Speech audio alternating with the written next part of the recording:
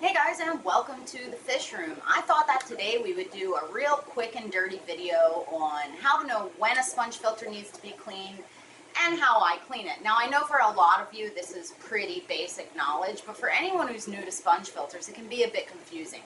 So let's take a look and get started. Now this is one of my 55-gallon Pleco breeding tanks, and in this aquarium are my super red Ancestris, as you can see in this cave here. Now, plecos in general are pretty messy fish, producing a lot of waste because they have super long digestive systems that they utilize to break down the wood and other fibrous materials that they tend to eat, things including algae, as well as grazing on all kinds of tougher materials like the wood in this aquarium. As you can see, this particular sponge filter is barely producing any bubbles, while the one on the other side is bubbling away like a maniac, and that's because this one I cleaned this week and this one hasn't been cleaned in quite a while, and it's well overdue for a good rinse. Now I like to use sponge filtration in my aquariums because they produce no threat at all to fry. Fish won't get sucked into them. It's a large surface area for bacteria to colonize, and I can use a central system in my fish room with one pump to drive air to all the aquariums for filtration. So for me it makes a lot of sense. And a lot of breeders tend to use these sponge filters in their aquariums. That doesn't mean that there's not other filters that will work better for you at home with only one or two aquariums running. For my application, these are the best bang for my buck. So one of the things that you'll notice when a sponge filter is in desperate need of cleaning is that the bubble output is compromised like it is here. Another thing you might notice is that you'll see a lot of fine particulate matter floating around in the water column, and that's because the sponge can't suck water through adequately in order to use mechanical filtration to polish it when it's filled with gunk already.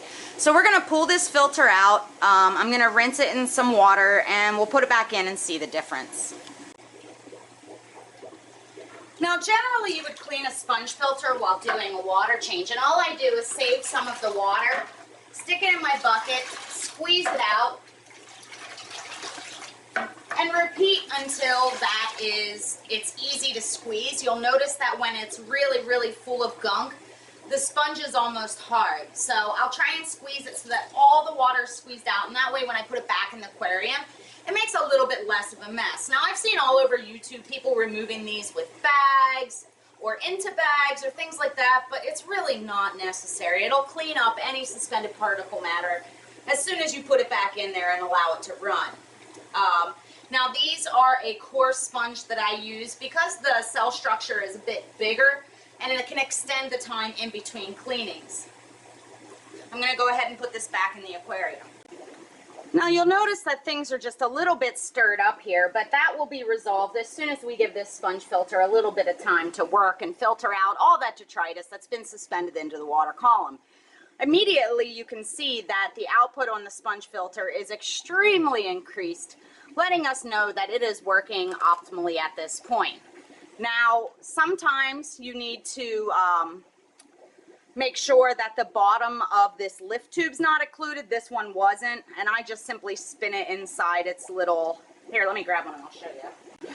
Now, this is the type of lift tube that I use, and you'll notice when you pull these apart that there's all these little holes drilled throughout it, and that's what allows that fine bubble output. It makes them a little less loud, and also allows for a nice even draw of water through the entire body of the sponge. Sometimes when you let them get really dirty like that one was, these little holes will get filled with the actual mung that they've been filtering out, and you can usually just spin this and it breaks up any clumps that are in there, and you're back in business. These sponge filters are extremely simple, relatively cheap, and easy to use. I buy them from SwishTropicals.com, not sponsored, and I really think that they work great for my application. So as you can see, this is a quick, simple, easy process that can be incorporated into your water change routine. I find that in tanks like this aquarium that is full of tons and tons of heavy waste producing fish like the plecos in this aquarium, that I need to do this every couple of weeks. In a lighter stocked aquarium with something like some of my smaller rasboras or tetras, it might go a few months in between the need for cleanings. Now, if you guys have been around for a while, you know that this aquarium full of black-tailed killers tends to have quite a bit of suspended particle matter, and that's because there's some super heavy poopers in here. We have the Hypancistris contradens, which are a meat-eating pleco, and we also have a large group of bristlenose plecos, as well as my dwarf cichlids, Leiatocara dorsigera, and then, of course, the group of blacktail killers. And because of this, and there's so many fish in here that eat so much and poop so much, the sponges in here need cleaning every week. And it becomes very obvious that they need it even before the bubble output is infected, because the water clarity just isn't that great, and you'll see more of the fine powdery detritus collecting along the bottom of the aquarium. So you can use a few different ways to know if you need to clean a sponge filter or not. This aquarium, the water clarity is definitely the first clue, whereas in the other aquarium, it's more the bubble output.